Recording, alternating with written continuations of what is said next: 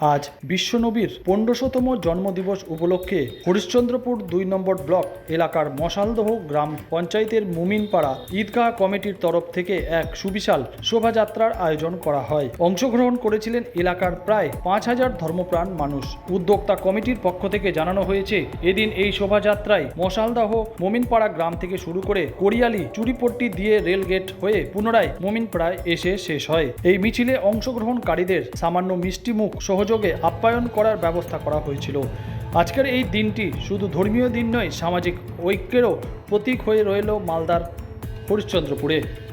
আজকে আমাদের বিশ্বনবী হজরত মোহাম্মদ মুস্তাফা সাল্লাল্লাহু তাআলা আলাইহি ওয়াসাল্লামের জন্মদিবস, ১৫০০তম জন্মদিবস আজকে ছিল। এই অনুষ্ঠানে কি করলেন আপনারা?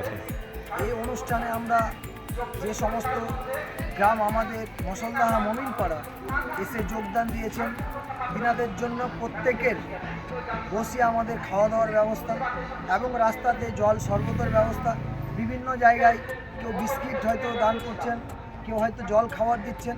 সমস্ত রকমভাবে আমাদের এখানে অনেক সুবিধাজনকভাবে আমরা এই প্রোগ্রামটা আমরা করতে পারছি।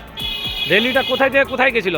র্যালিটা আমাদের মশালদহ মুমিনপাড়া ঈদগাহ প্রাঙ্গণ থেকে শুরু হয়ে মশালদহ বাজার হয়ে হালুকা রোড রেলগেট ক্রস করে কোরিয়ালি চুরিপট্টি হয়ে আবার কোরিয়ালি পঞ্চায়েত হয়ে সেম রুটে আমরা আবার ঈদগাহ ময়দানে উপস্থিত হয়েছি। কত লোক ছিল এর মধ্যে এবং কারা উপস্থিত ছিল?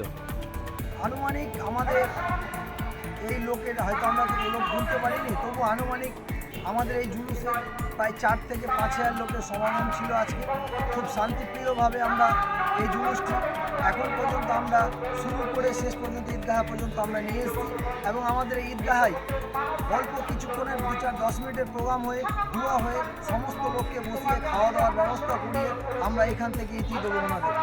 কারা কারা উপস্থিত ছিল?